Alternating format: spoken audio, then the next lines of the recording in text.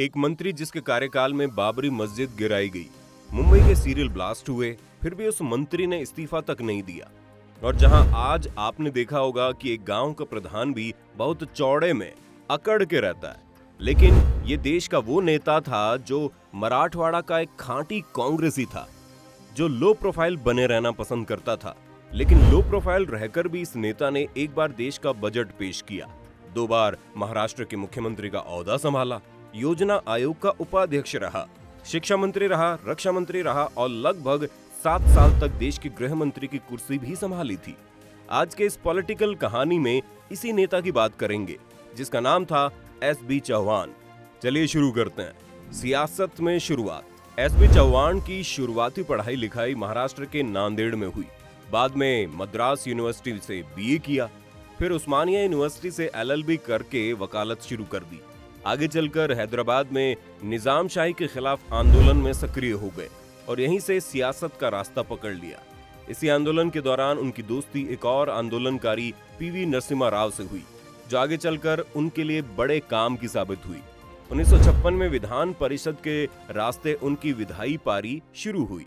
फिर 1957 में भाकुर से कांग्रेस के टिकट पर बॉम्बे स्टेट असेंबली का चुनाव जीतकर पहली बार महाराष्ट्र विधानसभा पहुंचे।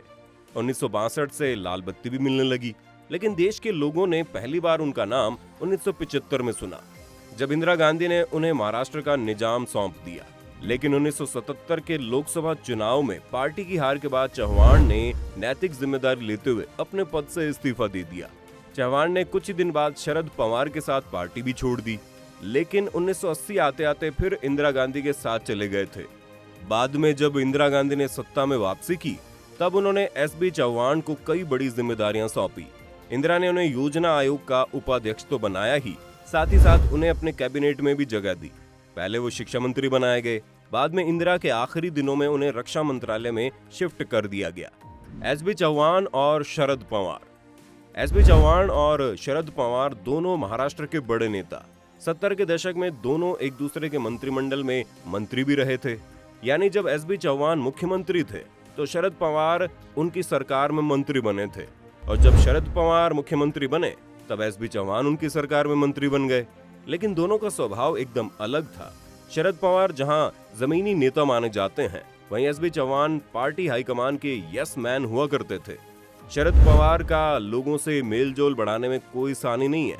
दूसरे शब्दों में कहें तो उनका सोशल कैपिटल बेहद मजबूत माना जाता है। इतना मजबूत कि उसके दम पर उन्होंने सत्ता की धमक के सहारे चल रही अमित शाह की बहुचर्चित चाणक्यगिरी की हवा निकाल दी थी और उद्धव ठाकरे को मुख्यमंत्री बनवा दिया। लेकिन इसके ठीक उलट एसबी चौहान कम बोलने वाले और रिजर्व रहने वाले नेता थे। राजीव गांधी के साथ एसबी चौहान।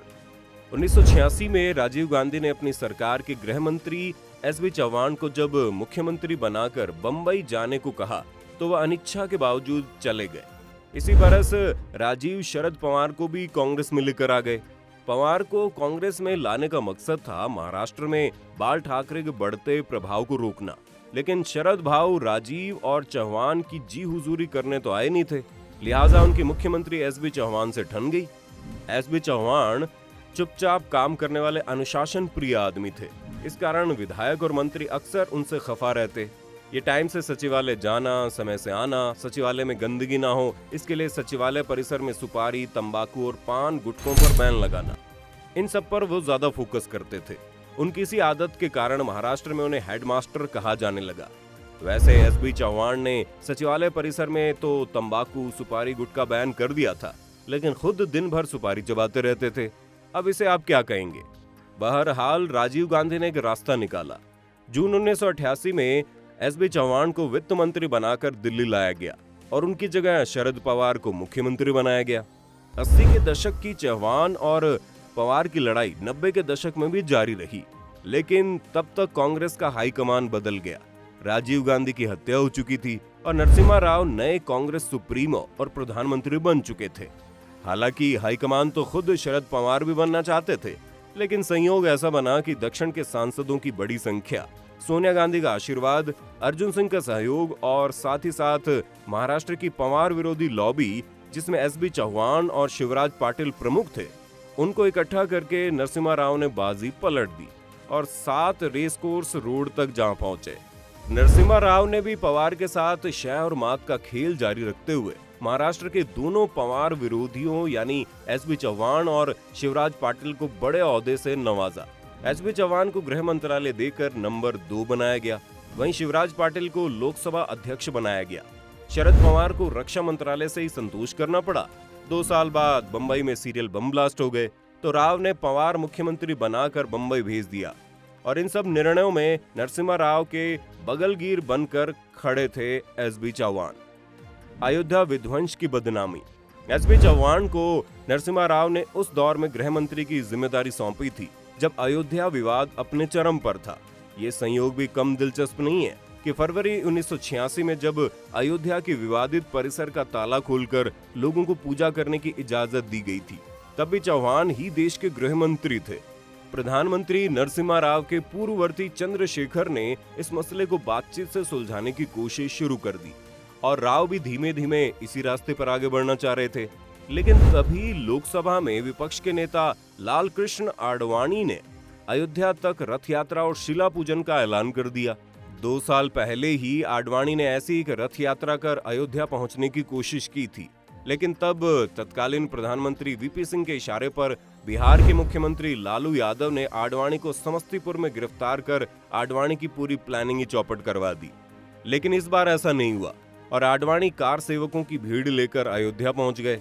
भाजपा की तरफ से सरकार को शांतिपूर्वक प्रतीकात्मक शिला पूजन का आश्वासन दिया जाता रहा, यहाँ तक कि राष्ट्रीय एकता परिषद की बैठक में और सुप्रीम कोर्ट को दिए अपने हलफनामे में भी उत्तर प्रदेश के तत्कालीन मुख्यमंत्री कल्याण सिंह ने शांतिपूर्वक शिला पूजन की बात कही थी। लेकिन 6 दिसंबर 1992 को हो गया इसके ठीक उल्टा। उस दिन कार सेवकों की उन्मादी भीड़ ने बाबरी मस्जिद का गुंबद ढहा दिया। तब प्रधानमंत्री नरसिम्हा राव और उनके गृह मंत्री एसबी चौहान की काफी आलोचना हुई। अंतर्राष्ट्रीय स्तर पर भारत की धर्मनिरपेक्ष पहचान को धक्का पहुंच गया। इस घटना के बाद गृह मंत्रालय की भूमिका को लेकर काफी सवाल उठे, यहाँ तक कि गृह मंत्री एसबी चौहान की अपने विभाग के जूनियर मिनिस्टर राजेश पायलट से भी अनबन हो गई। लेकिन इस पूरे मामले में प्रधानमंत्री नरसिम्हा राव चौहान के लिए ढाल बनकर खड़े हो गए और कोई उन्हें कुर्सी से हिला नहीं पाया। इसके 16 साल बाद जब मुंबई 26/11 का आतंकवादी हमला हुआ तो तत्कालीन गृह मंत्री शिवराज पाटिल को इस्तीफा देना पड़ गया। इसकी वजह हमले से ज्यादा उनका प्रेस ब्रीफिंग के लिए बार बार सूट बदलकर मीडिया के सामने आना था। मीडिया ने जब इस बात को काफी ज्यादा उछाला तो उस वक्त के प्रधानमंत्री मनमोहन सिंह को शिवराज पाटिल से इस्तीफा मांगना पड़ा। लेकिन बाबरी विध्वंस के समय तमाम आलोचनाओं के बावजूद एसबी चौहान की कुर्सी सलामत रह गई थी। उनकी कुर्सी पर तब भी आंच नहीं आई जब 1995 में एक रशियन प्लेन AN-26 ने बंगाल के पुरुलिया में AK-47 राइफलों का जखीरा उतारकर देश की आंतरिक सुरक्षा पर गंभीर सवाल खड़े कर दिए थे। आखिर निजामशाही के विरोध के जमाने की नरसिम्हा राव से दोस्ती कभी तो काम आनी थी। समय के साथ नरसिम्हा राव का दौर बीता और सीताराम केसरी का जमाना आ गया। तब एसबी चौहान की अहमियत घटने लगी। केसरी ने संसद के दोनों सदनों में पार्टी के दोनों फ्लोर लीडरों को पद छोड़ने का आदेश दे दिया। लोकसभा में शरद पवार फ्लोर लीडर बनाए गए, जबकि राज्यसभा में चौहान की जगह खुद चचा केसरी ने ले ली। इसके बाद 1998 आते आते एक बार फिर कांग्रेस की कमान गांधी परिवार के हाथों में चली गई। लेकिन इसी दौर में सत्ता की कमान भाजपा के हाथों में आ गई थी। उधर कांग्रेस के दौर में हमेशा लाल बत्ती का सुख भोगने वाले एसबी चौहान से लाल बत्ती दूर हो गई। संगठन के आदमी वे कभी रहे नहीं, इसलिए परिवार के प्रति वफादारी के बावजूद सोनिया गांधी ने कांग्रेस कार्य समिति से आगे कोई जिम्मेदारी उन्हें नहीं सौंपी।